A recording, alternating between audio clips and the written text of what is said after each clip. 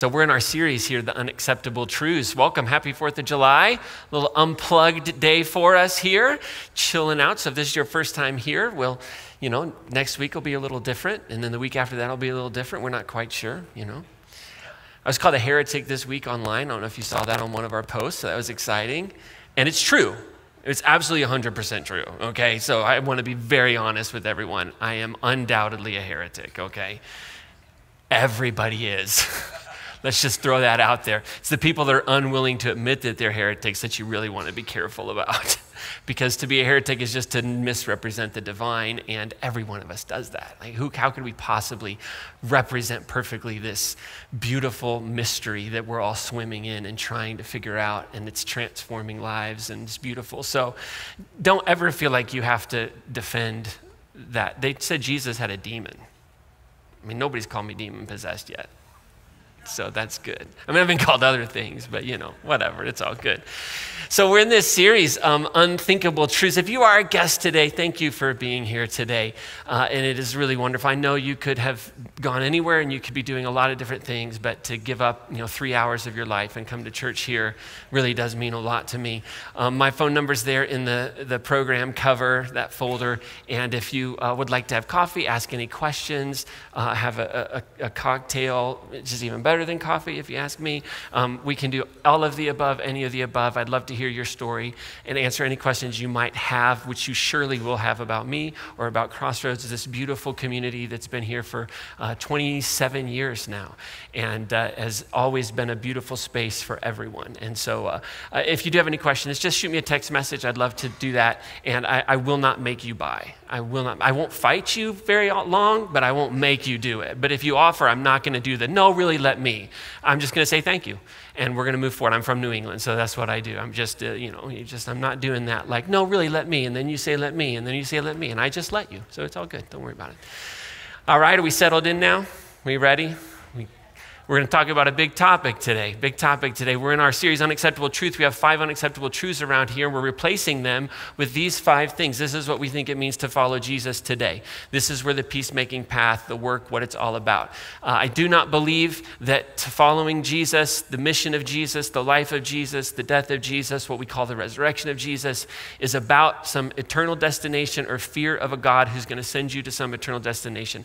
I believe that the peacemaking path of Jesus is a beautiful invitation to the entire world to follow a path of forgiveness and love and grace and redemption that is good for everyone. And that's what we're about here. So we've been working through these 5 unacceptables, and we say they're unacceptable truths because they're realities, and they happen, and they affect millions, if not billions of people on the planet. And the thing we want to remember each week is this. It's our acceptable behaviors that often lead to our unacceptable truths. So it's the things that we just take for granted that exist in our world. It's attitudes, it's beliefs, and it's those things that we accept as just, hey, it's part of life, it's culture, this is the way it is. Well, those are the things that turn into pain and heartache and oppression. And then in our privilege, and I know that's a kind of a buzzword that some people don't like, but then in our privilege, we can just kind of turn off the television. We can just kind of avoid it because it doesn't affect us, right? I think one of the ways in which this happens a lot of times is, oh gosh, I shouldn't do this, but I'm going to. How many of you watched the debate? Raise your hand up nice and high if you wasted a few minutes of your life there. Like me, I live a middle-class life. I'm a white male. I can turn that off. Because the truth is, no matter who sits in that office, let me rephrase that, I'm a white, heterosexual, middle-class male. And whoever sits in that office, the tax code is not going to affect me. I don't make enough money that it's going to change, and I make enough money that I don't necessarily need to rely on our social services. That's privilege, that I can just turn off the TV and go on with my life. That's a type of privilege. And so I have to force myself to stay in that, right? In that moment. And it's those kind of, it just doesn't matter, right? Those are the types of things that then lead to all types of oppression and pain in our world. And I really apologize for bringing up the debate here. This is supposed to be a safe, happy place. But at any rate. So we're going to talk about this idea of modern day slavery today, which affects our local community. It affects us globally. We participate in it and we don't know it. We don't recognize it. Sometimes we participate in it. We don't know it. We can learn that we are and we can make changes, and sometimes we just can't know it. But like poverty, which you heard about last week, Jimmy did a great job. Thank you, Jimmy, for being here and doing that. Like poverty, human trafficking, modern day slavery is a cat and not a toaster, okay? So Jimmy mentioned this yesterday, but there's cat issues and there's toaster issues, right? How many of you know when a cat breaks and a toaster breaks, you handle it differently? Right? Right? There's a great book that a guy wrote out of a ministry in Boston called The Cat and the Toaster, and it's all on living systems. And the reality is the toaster's not a living system. The toaster is a mechanical system. It might have some complexity, but if it's not working, what do? You get a screwdriver, you unscrew it, you open it up, and you start fiddling around in it, you pull things apart, and that toaster, this touches this, touches this, touches this, and it's kind of a closed loop, right? I'm not an engineer, but that's that, right? Now, a cat, on the other hand, your cat starts to cough or your cat starts to have an issue, and I recognize I'm not a cat person, so I'm going to do my best to be as sympathetic as I possibly can be to a sick cat. It's hard for me, but I'm going to go there.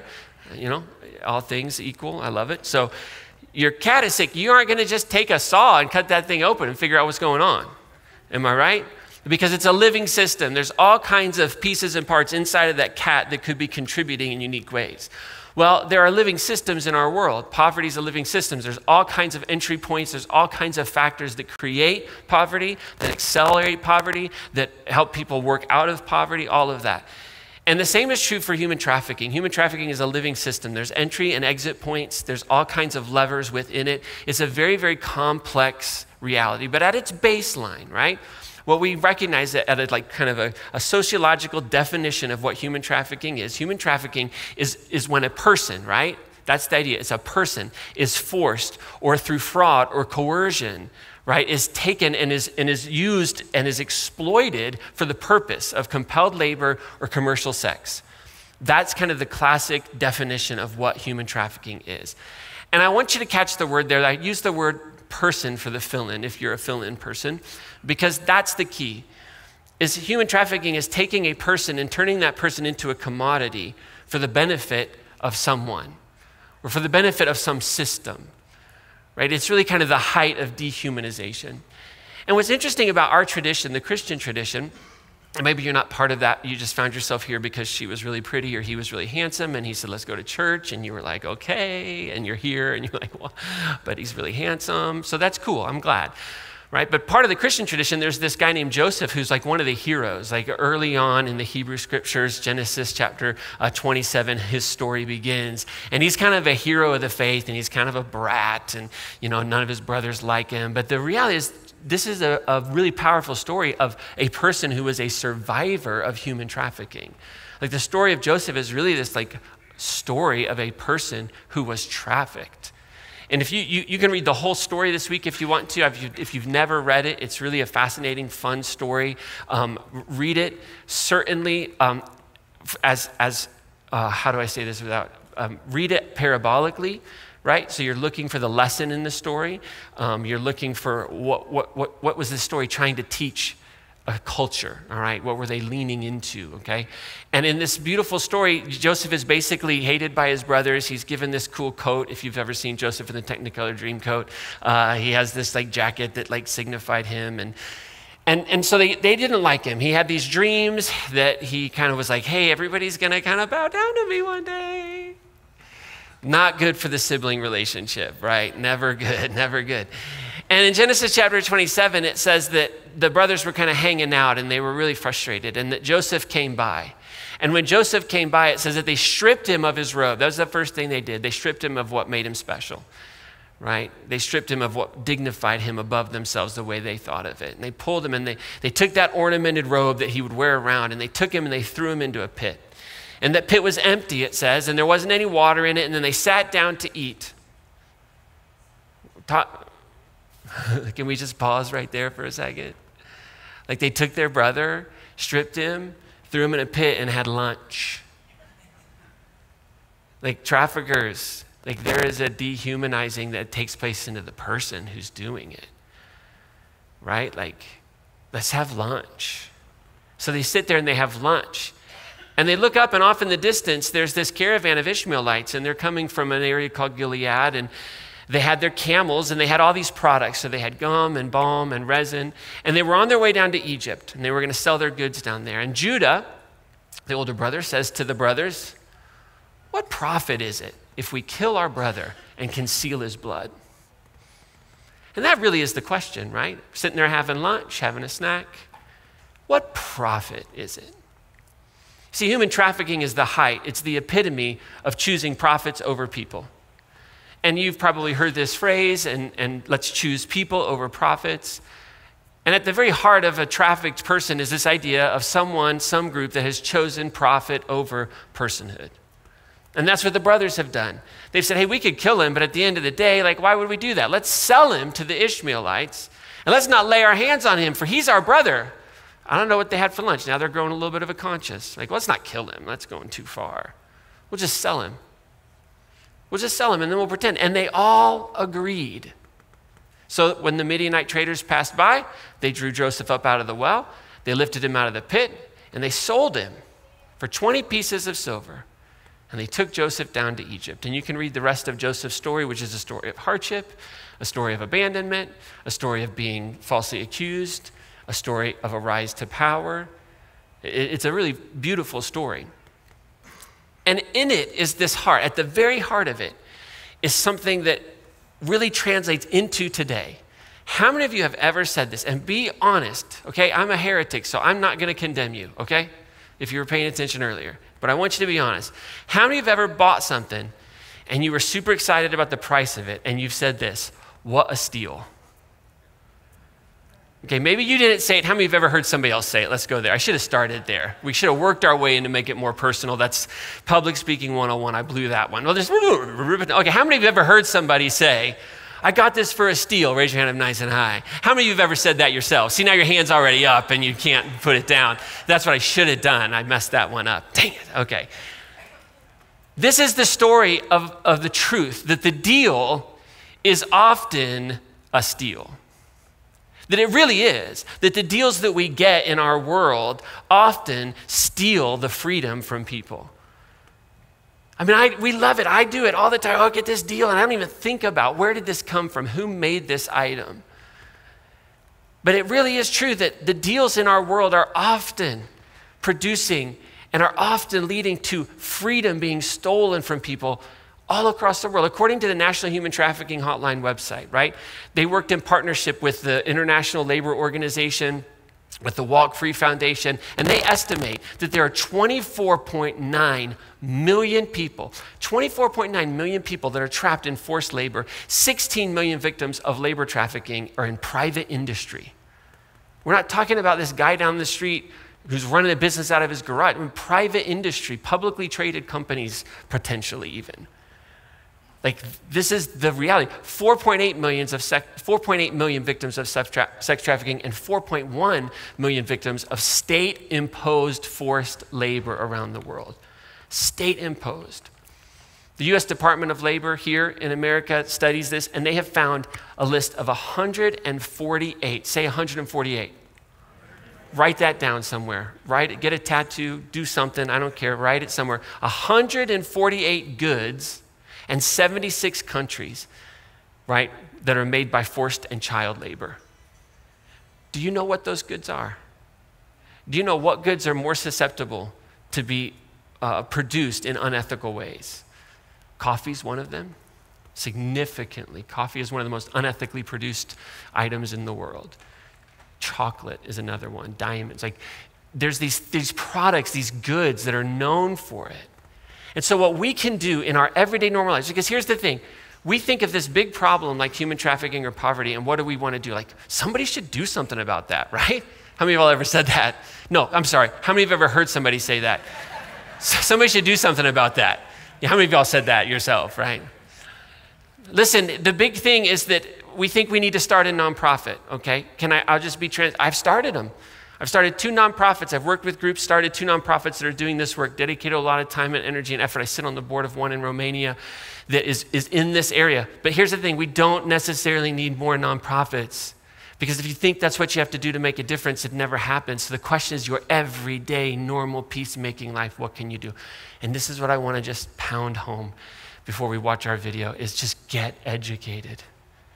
Get educated. Get educated about the goods and services that are most likely to come from forced labor, and then invest in prevention and aftercare. And prevention is the fill in there, because prevention isn't sexy. Okay? Prevention isn't the story of the person who was saved and rescued and the raid took place and they make movies about it. And that's beautiful and wonderful, and we need rescue work, absolutely. And we need aftercare. We absolutely need those things. But the easiest and cheapest way to enter the living system is investing in prevention, to prevent that story from ever needing to be told, to save someone from ever having to walk through that pain. And this is in our everyday normal life. There are resources like the Colorado Human Trafficking Council that can help you understand what's happening here in Colorado. One of the acceptable beliefs that we have about human trafficking is that it's just happening in the developing world. And that is absolutely not true. Anytime you have major cities being connected, particularly cities that struggle with areas that are not and more urban, and you have a major corridor like Highway 25. I don't know much about the state of it here in Colorado. I know a little bit, but I can guarantee you, given what I've done and been a part of in the Boston area, I guarantee you that 25 is a major corridor for human trafficking in Colorado. There's just no way. There's no way it's not. And with what it connects in the cities that it connects. And this is happening in our neighborhoods, in our backyards. This is not something that is just, it's just people that live in this really urban area and that they have such a hard, no, I mean, the survivors that I've been able to have the privilege of working with and hearing their stories, they come from very diverse backgrounds. Very diverse backgrounds. And so we can get educated. I want to encourage, if you want to read a great book that'll just get you motivated to get involved, there's a book called Somebody's Daughter. It was written maybe 12 or 15 years ago, so it's a little dated, but it's called Somebody's Daughter, The Hidden Story of America's Prostituted Children and the Battle to Save Them. It will open your eyes, and it'll give you a little snapshot of, say, 15 years ago, what was actually happening in this work and what were the challenges. And there's been incredible strides made in the judicial system. Victims are no longer being charged with crimes. There's been federal legislation that has come out, which is wonderful. But that's a great book to kind of capture the heartbeat and to understand what's actually happening in the world and in our country.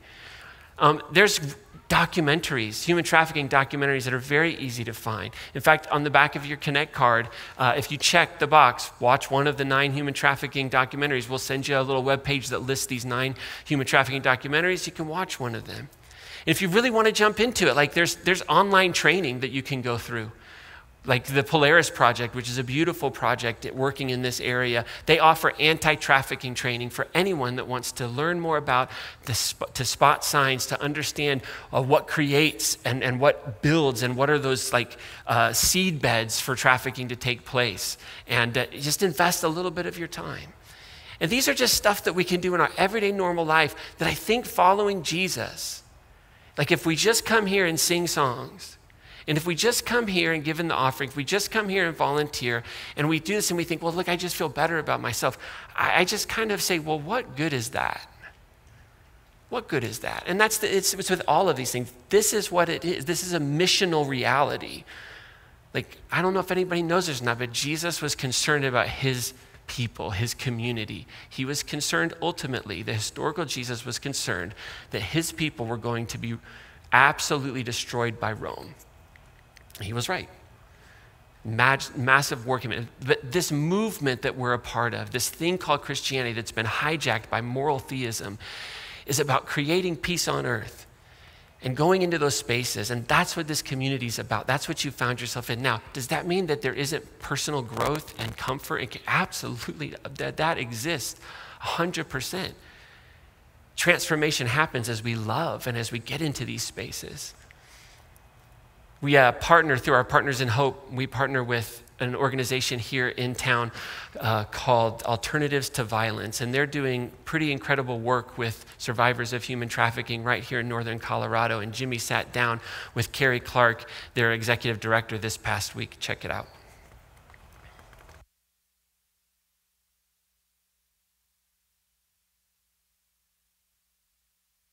Thank you so much, everybody. I'm here with Carrie from Alternatives to Violence. And as the people that are viewing this know, we're in the middle of a series called Unacceptable Truth. This week, we're focusing on the unacceptable truth of modern day slavery, specifically human trafficking. Uh, we understand some great work is being done here. I thought maybe we could just start with you telling us a little bit about yourself and how you got into this work. Absolutely. So, my name is Carrie Clark. I am the executive director here at Alternatives to Violence. I started off actually in substance abuse prevention, really something near and dear to me, and realized that a lot of people we were working with were victims of abuse in some form or another. So, I got some work going on and started working in domestic violence. I've been here at Alternatives to Violence since 2018, so just coming on 6 years next month, I believe. It is very important to me for people that I know to try to help those who are suffering in some different form or another. Great, great. Well, alternative to violence is kind of intersecting, working with survivors of human trafficking. So how did that particular work begin? What does it look like today? Sure. Alternatives to Violence started in the 80s. So in 1982, when there was a big movement about battered women. And over decades, we've realized it's a more complex issue than just battered women being abused by their husbands. So we have evolved into domestic abuse, sexual assault, and human trafficking because they do all really intersect with each other. As far as the human trafficking is concerned, and there are a lot of agencies that you'll see around that don't necessarily help those with human trafficking because there's a lot to learn about what's going on nationally, internationally, and there's a lot of misconceptions about it as well. So, what we realized by victims that we were serving in our safe house and through non residential services is they may have come in for domestic violence or sexual assault, and we realized that, well, you were being trafficked. That is a trafficking situation. So we expanded our mission to include human trafficking and help those victims. And even now, the numbers of those we serve are not on the high end of human trafficking because a lot of people don't realize that what was occurring to them was being trafficked or they don't like to talk about it. So, Sure, sure. Okay. So you kind of mentioned the difficulties of somebody coming to that realization of right. being trafficked. What are some of the attitudes or behaviors that exist currently in our culture that are contributing to the problem of human trafficking? Absolutely. The problem really, there's devaluation of women and men. Both are trafficked. And as I mentioned before, a lot of misconceptions as well. I think what a lot of the population assumes is human trafficking is what we see in movies and TV. So it's kidnapping the teenager off the street or the little kids off the street, and unfortunately, it is way more complex. And then that's a very very rare occurrence that happens. When we talk about human trafficking, especially like international human trafficking or child trafficking, which I know people have an issue with, that typically has to do with some kind of coercion or promise. So if it's international, it usually has to do with families or promising a better life. That actually also transfers over to nationally. So it's typically not a forced or held captive in a sense, what most people think. It is modern slavery. It really is. It's hidden a little bit more. So many people, it stems from people that they know or even family members. What will happen is they are groomed into a situation. They have the trust of somebody who may be in a relationship with, a friendship with, who could be a family friend, who could be a family member, thinking this person loves me, they care about me, and they get slowly groomed into the lifestyle of trafficking. And that the definition of it is passing somebody around over state lines, county lines, anything like that. So basically it turns into prostitution, but it is forced prostitution for a reason. So that's why sometimes people come to us and say, my partner abused me, or my boyfriend abused me. We've had situations where it is my stepfather. I was raped by this human being. But what it turns out, we realize the problem is this person had their trust at one point, the victim's trust, and has then passed them on for either monetary gain, drugs, status, things like that. So they're taking it as they've been abused, either sexually or physically, most likely both. And after talking with therapists and things, they realize from the stories that we've heard, wait a minute, you're being passed around from people. You are being controlled. You might not be physically restrained, but you are being held and being controlled and having somebody treat you the way they should not. And it really is, I think, amongst the community and people around, it's just those misconceptions on what trafficking really is. And if we don't start getting it straight on how we can help and losing the attitude of, well, that person got themselves into that situation. Their drug use may have caused that. They chose to be with that person who then passed them on to others. It's really letting those perceptions of what a victim is go. It is not always going to be the poor person who was kidnapped off the street or the child who was kidnapped off the street.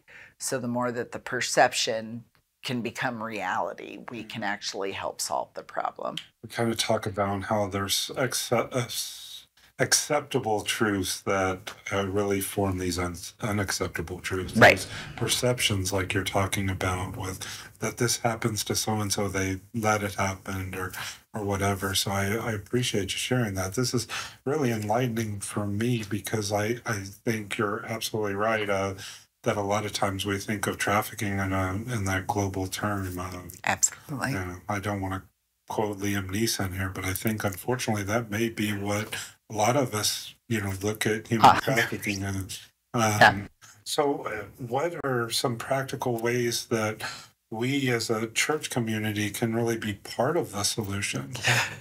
To listen to things like this and have an understanding, really come together as a church community and spread the word. You're doing that excellently right now, right? You're making it a point to talk about it and understand what the truths are and how we can help. So having the correct information, believing the correct information, reaching out to others, not judging, right? The judgment is a very poor way to help people dealing with these issues.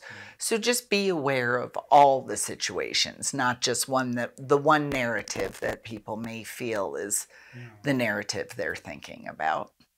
So that's the church community, but narrow it down really to the individual. How about an individual? How can somebody that's in their everyday peacemaking, normal lives, what can they do? That's even better. So again, education, learning. There are a lot of people within church communities and this community itself who want to help others, who want to volunteer. So the more people can come to like Alternatives to Violence or SAVA or other agencies who work with those who are being trafficked, the more they can learn. And everybody does need help. Offering a safe space for people that, being aware of the signs of somebody who may be trafficked or situations that are occurring, and really understanding that it might not just be this this global situation, but it can help locally. Education. A lot of people who are trafficked, it starts when they're younger. It can start not necessarily in childhood, though it can from abuse, very much so. But education-wise is talking to our young people about it. Discovering in your own household what age is appropriate.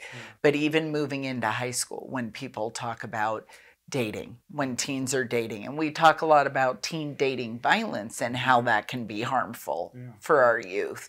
But a lot of times that can turn into really detrimental situations like trafficking. Somebody is wooed, I guess we would say, by maybe an older, good-looking boy in school, and they really get groomed and coerced because they think they're loved, they're inexperienced. So they develop a relationship with somebody who says they love them and they'll take care of them. And then that person may say, you know, hey, you should do this. It'll make us money or it'll help. So I think if the general public knows about it and knows to be open about talking to our youth about what could happen, and the signs and things that are unhealthy. You know, somebody who loves you doesn't ask you to do things like that. They don't coerce you into things that you're not comfortable with. And it's really just as an individual learning more, talking to people, being open about it, not being scared to talk to somebody else, being aware of the signs. As you mentioned, if a neighbor or somebody you see in a store. I think now we've all seen, if you travel, you've seen signs, especially international, on signs to look for trafficking, because that is a problem as well. You know, we really focus, obviously, locally here, not just locally, but nationally. We will have people that come in from different states as well, but we're fully aware of what happens globally. And it really is all about opportunity. So people are trafficked for opportunity, for money, for status. So thinking like if you're in an airport and you see that, here are signs of trafficking, here's what to watch for. Think of that here also. Does something not look natural? Does somebody look like they're being forced to do something? Is that a call to the police then at that point? Is it trying to have a conversation with somebody? You know, that is a sticky point, because you don't necessarily want to turn in somebody for something that you don't know. But you can develop a relationship with somebody. If you're in a store and you see something, you can, if somebody who looks like a potential victim is not near the person they're with, it may be a conversation of, are you okay? Do you need help? Right? So it's asking the question. If you see something really obvious, maybe reporting it. If you know something obvious, report it. Because a lot of times people will know. Not just from observation, but it might be a neighbor who's confessed, this is what's happening. I'm being held here. I don't want to stay here, but I don't know what to do. You know, those are encouraging reporting, doing safety planning. We have to be careful with reporting trafficking situations and other abusive situations that we're not sure what's going on, because it could escalate the situation. So if a perpetrator in these areas know that, find out that somebody has reported, that could really go against the person that they're controlling. So it's a walk a fine line, but be there for the person as best you can. We talk a lot about being proximate to be able to act or to understand or anything. We have to be proximate. I think those are excellent words of wisdom, that we have to understand what the outcome could be from the decisions that we make, that we could exacerbate a condition and make it more difficult. But exactly. And people can offer a safe space too. Even the church community, if we go back to church community and individuals as a whole, offer a safe space if you know somebody's a survivor. So that's the advice that I have given, is maybe if somebody's in a current situation, but if you know that somebody is a survivor of trafficking. Listen to them if they want to talk, but offer them a safe space to talk, offer them jobs are good. Don't judge people. If you're an employer looking for hired help and you hear, you want to help those people and give them as many opportunities as you can. Offer housing. We work with our survivors here.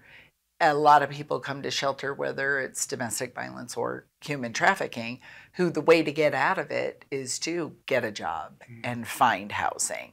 A lot of times it's very hard because if they were trafficked, they haven't had a normal job, most likely, right? They've been controlled. It might be hard to find a job, hard to find housing. So if people in the community understood that, most traffickers are not walking around saying, or trafficking victims saying, hey, I'm a survivor of human trafficking. But sometimes they will. You can notice things that happen. But if they have come into it and you're aware, don't judge based on the fact of what they've gone through, because it most likely is not anywhere close to their fault.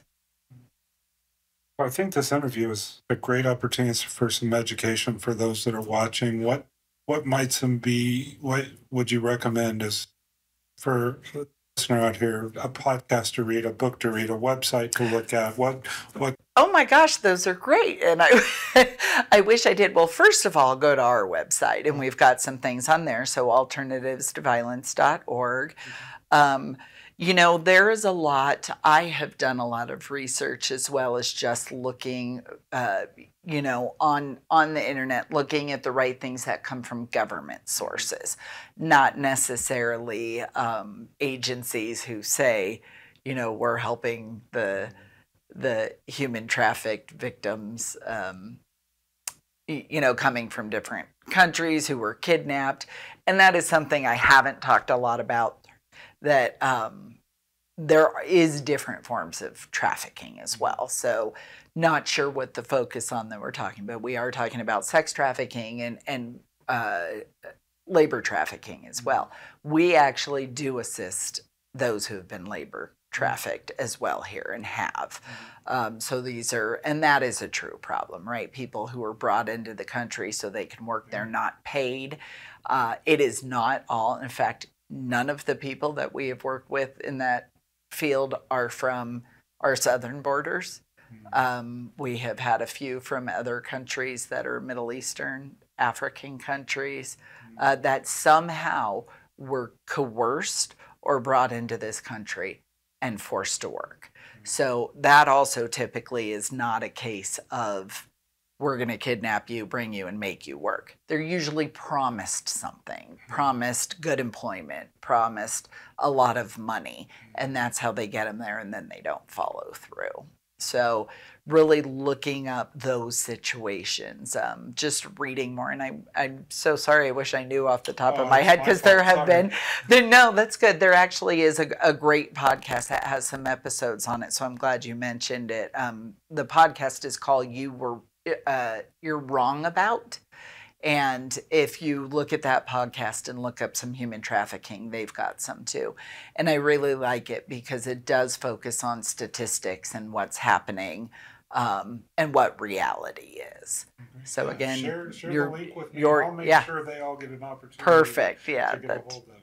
There's good ones there. So, and that's just what I've done, is educated myself and speaking with people who have gone through this. Sure. So. Well, Carrie, I really appreciate your time, but I've asked the questions. Is there something that our audience needs to hear that I haven't asked the right question? Well, I am just glad everybody's listening and opening, and that the church as a whole is willing to educate the congregation on what's going on. So I offer for anybody in the audience looking at this can call here at Alternatives to Violence, ask for me. I'm more than willing to answer questions and sit down and talk with people as well. Great. So the work you're doing is so important, and we are so glad that you are one of our partners in hope, and we thank you so much for the service that you do for so many and for this wonderful organization. I appreciate you taking time from a busy day to sit down and talk with us, and I thank you again. Great. Thank you as well. Yeah, good stuff there. I'm really proud of you. This is not an easy thing.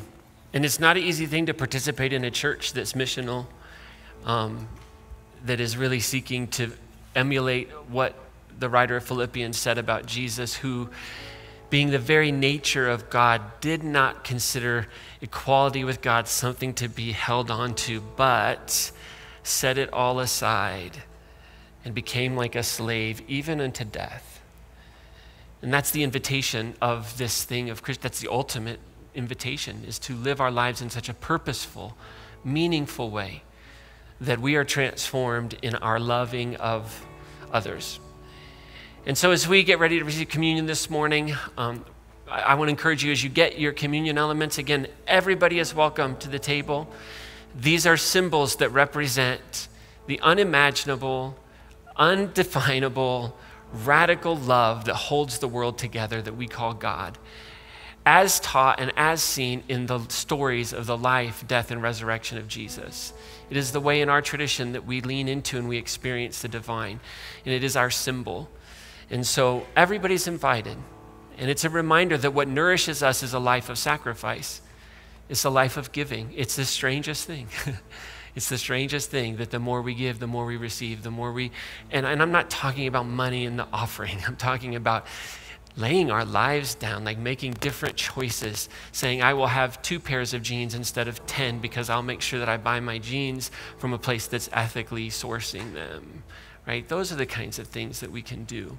So as we have communion today, I want to encourage you to get your elements, and then you might want to sit and listen to the song. In the middle of this song, we have another video from our partner in Romania, who many of you might have met last year. He was here for our gala. And Marian and I started a nonprofit there in Romania called Value Plus, and one of the programs inside of that nonprofit is called Stay Free, and it is 100% focused on prevention. And so he's going to share a little bit about that from a global perspective, which I think is really important for us to get to. And so as you have communion today, as you consider the bread and the cup, as you consider the innocent one that was killed on a cross, to show us that the only way to end violence is to forgive, right? That how we enter into this space is costly. As you consider that, just open your heart to the question, what is God inviting me into today? What is love asking of me? It could, and there's some things on the Connect card that we're here to help you with, but maybe it was something else. Maybe your heart's been stirred in a way. Make a little note of that. And go out of this place and think, okay, I'm going to just take one step. One step. If everybody in here did one thing, that starts to move the needle. It starts to move the needle. So if you're not at a table, I'll invite you to stand if you would like at this time. We have the bread and the juice at different tables around the room, or you could stay seated, whatever you all want to do. That was my polite way. In New England, I would say, go ahead and stand up now, if you can. And that way it makes it easier for people that want to get their communion that have to exit out. And so you can come receive the bread and the juice, the body of Christ broken for you, the blood of Christ shed for you. And we got one song, a quick announcement of blessing, and then we'll get out and go and live our everyday normal peacemaking lives.